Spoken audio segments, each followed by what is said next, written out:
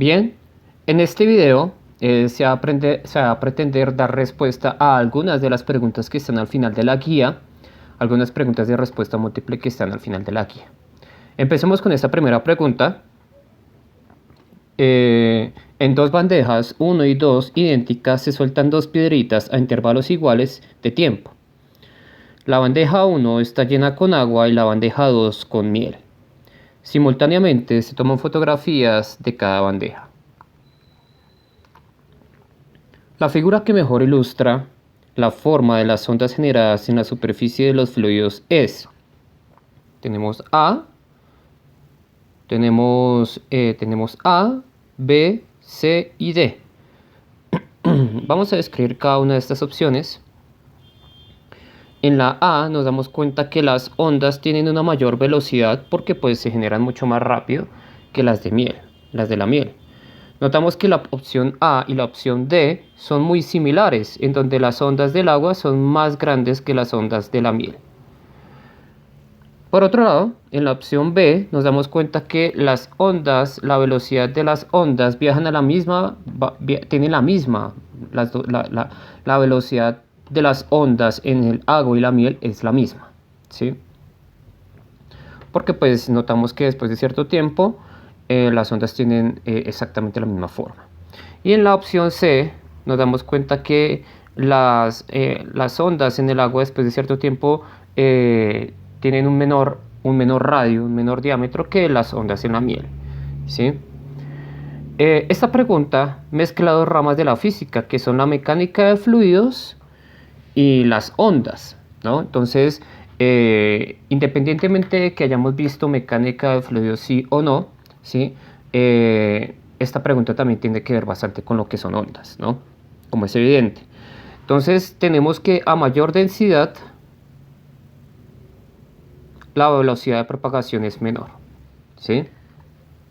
A mayor densidad del fluido, ¿sí? La velocidad de propagación es menor, ¿sí? Y la densidad de la miel es mayor que la densidad del agua, ¿no? La densidad de la miel es mayor que la densidad del agua. Por ende, decimos que a mayor densidad, menor velocidad. Entonces, la densidad de la miel, la velocidad de la miel, la velocidad debido a su densidad de la miel, pues es menor que la velocidad del agua, ¿no?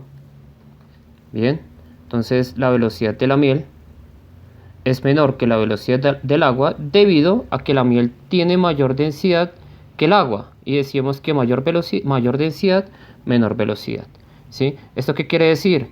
Que la opción A y la opción D pueden ser correctas, ¿no? Pero en este caso vemos que es más pronunciada en la opción D, ¿sí? Por ende, la opción correcta sería la D.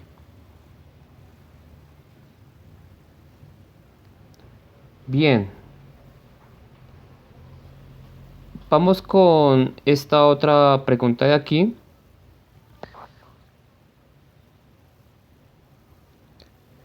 Un parlante emite una frecuencia fija dada. ¿Es correcto afirmar que un observador escucha un sonido de mayor frecuencia si el observador y el parlante se mueven acercándose entre sí? De menor frecuencia si el observador se aleja o si el parlante se acerca. De menor frecuencia si el parlante se acerca y el observador se acerca. De mayor frecuencia si el parlante o el observador se alejan entre sí. Recordemos que esto tiene que ver bastante con lo que es el efecto Doppler. El efecto Doppler me dice, pues aquí tenemos un carro que está moviéndose en esta dirección y está emitiendo un pitido, ¿no? Entonces las ondas del sonido serían así, ¿no? En donde aquí las ondas estarían mucho más pegadas que en estas, que aquí atrás, ¿no? Y cuando las ondas están mucho más juntas, significa que tendrían una menor longitud de onda, ¿sí? En pocas palabras, la longitud de onda es esta distancia de acá, ¿sí? Entonces, cuanto menor la longitud de onda, mayor sería la frecuencia, ¿sí? Mayor sería la frecuencia, ¿sí? Mayor la frecuencia. Y a mayor frecuencia, pues más agudo, ¿sí? Entonces, si yo aquí tengo un sujeto y un parlante, ¿sí? Entonces, si estos dos se acercan, pues las ondas estarían mucho más pegadas, ¿sí? Y la frecuencia sería mucho mayor, ¿vale? Porque se sentiría mucho más agudo.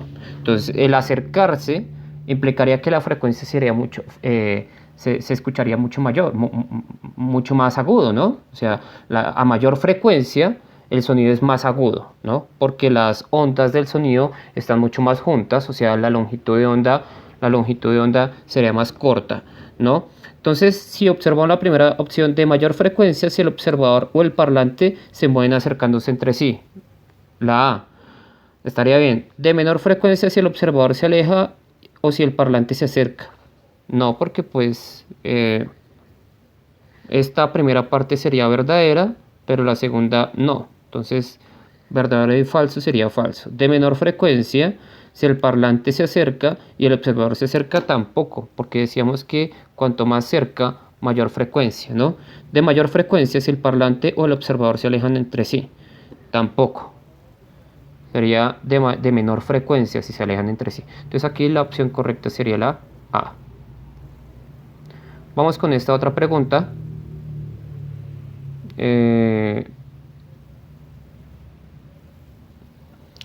Un estudiante realiza un experimento para determinar las características de las ondas estacionarias en una cuerda como se muestra en la figura.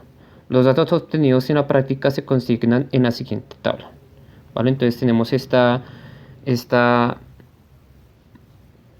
esquema en donde pues es sostenido por una masa. Hay una masa aquí a la derecha, ¿vale? Esta masa de aquí, y pues esa masa también varía, ¿no? Y pues tenemos que los nodos son los puntos, es en donde se unen las ondas prácticamente. Estos son los nodos, ¿vale? Y los antinodos es toda aquella parte de la onda que no son esos nodos, que por ejemplo sería este valle o esta cresta, este valle o esta cresta. ¿Listo? Esos serían los antinodos. La longitud de onda, pues es la longitud de la onda, ¿sí? Y la longitud de la cuerda, que en este caso, pues, en este esquema está un poco confuso, ¿sí? Pero la longitud de la cuerda, pues, es cuando la cuerda está completamente estirada, ¿sí? Bueno, entonces vamos a la pregunta. Bien, teniendo en cuenta qué son los antinodos, qué es la masa, ¿sí? ¿Qué es la longitud de onda? Que ya son términos a los cuales ya estamos familiarizados. Vamos con la pregunta. Es que es acá. Bien. Con base en los resultados obtenidos en el experimento se puede concluir que Bueno, es muy importante ver las tablas, ¿no? Es muy importante ver las tablas y qué es lo que me está diciendo la tabla. Bien. La tabla me está diciendo en este caso que para esta masa, yo puedo tener un antinodo, dos antinodos, tres antinodos, ¿sí? En el experimento. Y que a medida que va aumentando la cantidad de antinodos, si nos damos cuenta, la longitud de la cuerda también aumenta, ¿sí? La longitud de la cuerda también aumenta. Pero la longitud de la onda permanece constante. Eso para esta masa constante. Para esta otra masa vemos que el número de antinodos aumenta. Al aumentar el número de antinodos también aumenta la longitud de la cuerda. Pero la longitud de onda permanece igual. ¿Sí? En esta tercera masa tenemos que el número de antinodos aumenta. La longitud de la cuerda también aumenta. Pero la longitud de onda permanece constante. ¿Vale? Entonces, con base en los resultados obtenidos del experimento se puede concluir que para una masa constante la longitud de onda no cambia, Para esta masa constante, la longitud de onda no cambia. Para esta otra masa constante, la longitud de onda no cambia. Para esta masa constante, la longitud de onda no cambia. Entonces, por ahora, la opción correcta sería la A. La B, la longitud de onda es proporcional al número de antinodos. Entonces, cuando hablan de proporcional es que si uno incrementa, el otro también incrementa. Entonces, los números de antinodos incrementan, pero la longitud de onda permanece constante. Entonces, este no sería correcto. ¿Vale? Por ahora tenemos esta A correcta, la B no sería correcta. C, al aumentar el número de antinodos, la longitud de la cuerda aumenta. Si yo aumento el número de antinodos, la longitud de la cuerda aumenta también, sí, claro. Bien, mientras que la longitud de onda disminuye, no, la longitud de onda permanece constante, entonces esta tampoco sería correcta. Al disminuir el número de antinodos, si yo los disminuyo, la longitud de la cuerda aumenta, no, en este sentido no aumenta, mientras que la longitud de la onda disminuye, tampoco, entonces esta tampoco sería la correcta. Por ende, la respuesta correcta en esta opción sería la A.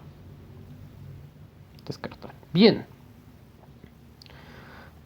Aquí sigamos con esta otra pregunta. A partir de los resultados obtenidos, el estudiante cree que 1. Al aumentar el número de antinodos, la longitud de la onda aumenta para una masa determinada.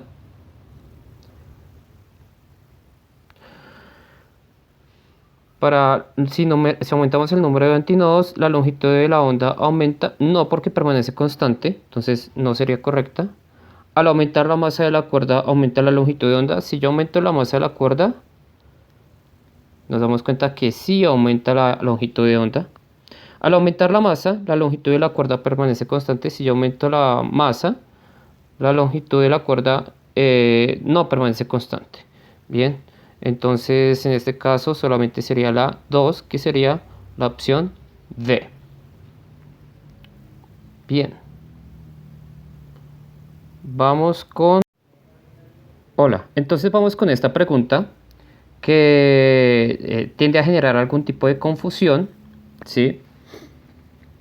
En este caso, una onda periódica consiste en un patrón que se va repartiendo cada cierto tiempo y que la distancia recorrida por esta en un ciclo completo corresponde a la longitud de onda. O sea, es un ciclo completo corresponde a la longitud de onda. El movimiento de las partículas al paso de una onda puede modelarse como el péndulo, describiendo un movimiento de ida y vuelta pasando por su posición de equilibrio. Entonces, cuando se refiere a un péndulo, se refiere a una masa unida a un resorte, ¿vale? O a un péndulo, ¿vale? Que va oscilando, y si yo tengo aquí atrás un papel, ¿sí? Y ese papel lo muevo constantemente, pues, y este péndulo se está moviendo en ese sentido, entonces me va generando una onda, ¿sí? Ese es el péndulo al cual se refiere la pregunta, ¿bien? Pero pues no tiene que ver tanto con, o sea, no es una información que sea tan relevante a la hora de resolver el ejercicio, ¿vale?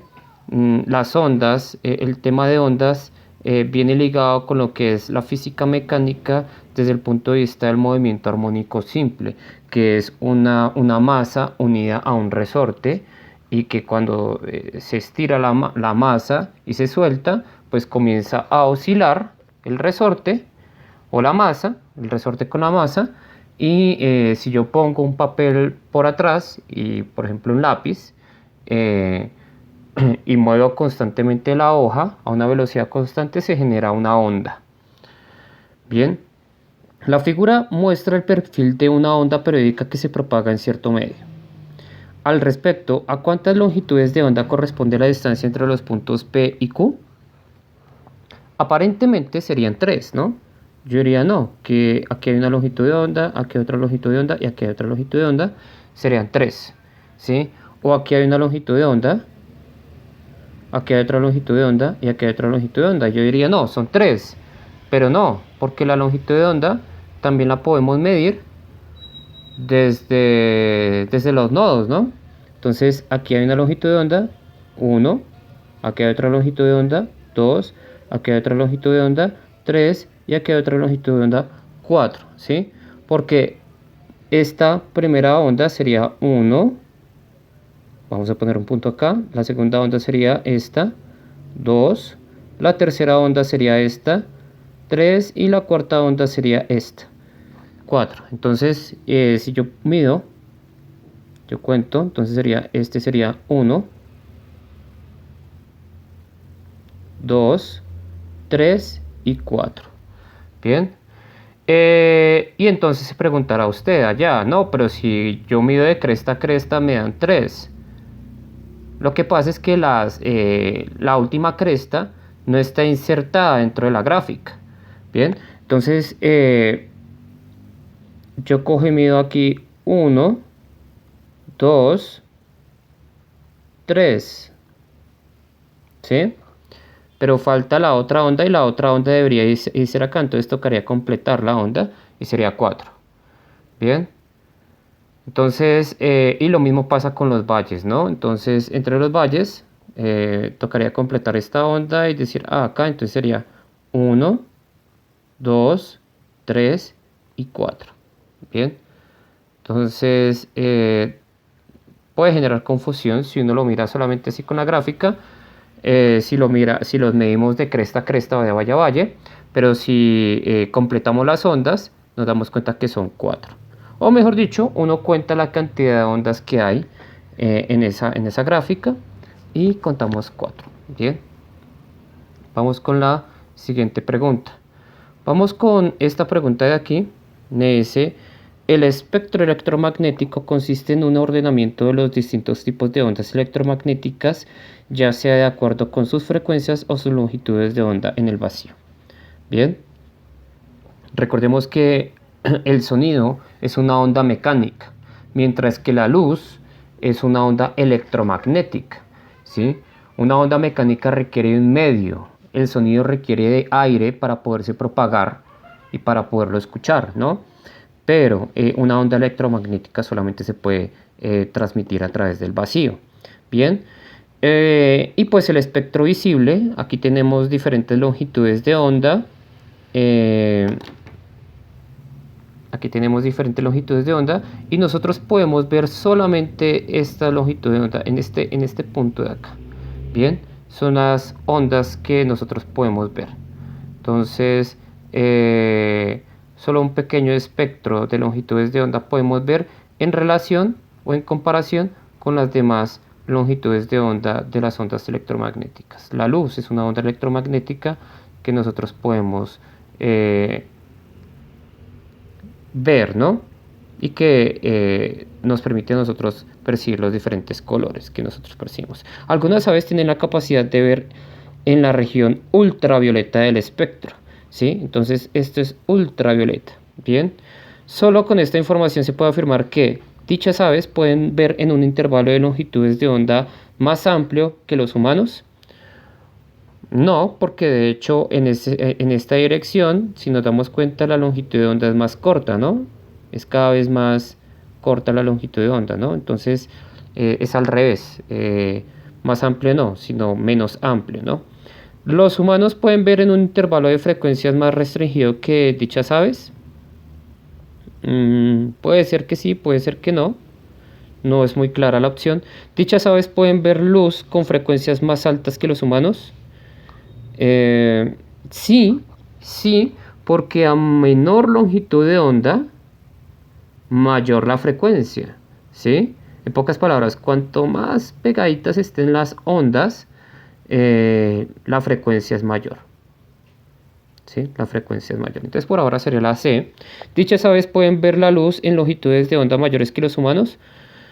No, de hecho, el ser humano ve longitudes mayores que las de las aves. Nos damos cuenta que en ese sentido las longitudes de onda son mucho más grandes, ¿no? Entonces, en este caso, la respuesta sería la C. Bien.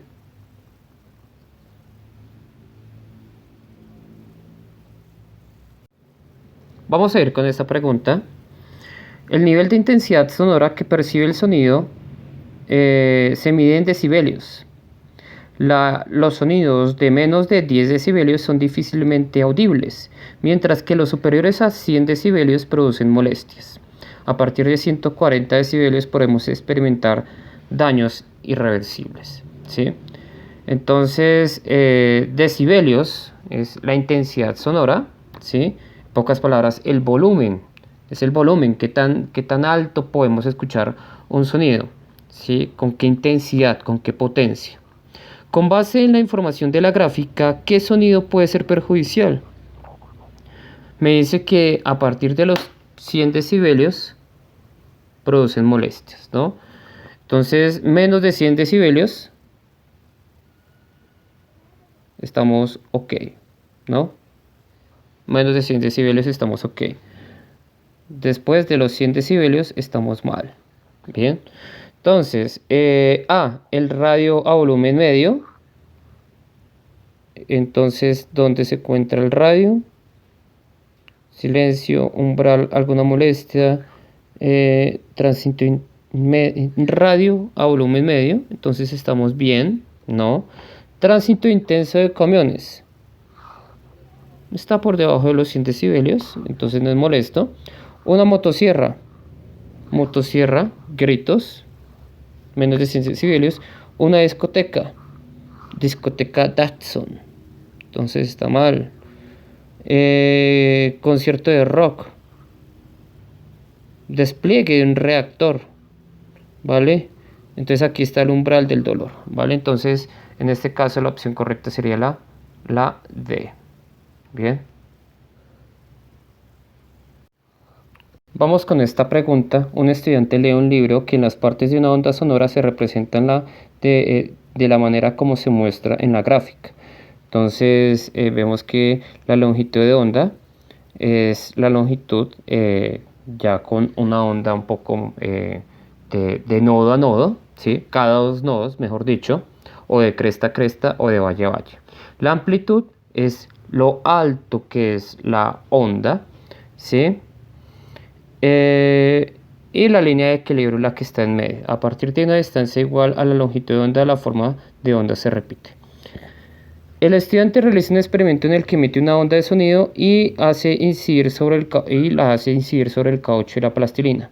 Después de efectuar la medición de onda al interior de cada materia, construye las gráficas 2 y 3. La gráfica 2 es en el sonido en el caucho y la gráfica 3 es el sonido en la plastilina. De acuerdo con los resultados, ¿qué característica de la onda se modifica al cambiar de material? Pues nos damos cuenta que la amplitud es qué tan alta es la onda, ¿no? O qué tan alta es la cresta o qué tan profundo es el valle de una onda. Bien, pues nos damos cuenta que en este caso son más altas las ondas en el caucho que en la plastilina, por ende lo que cambia sería la amplitud.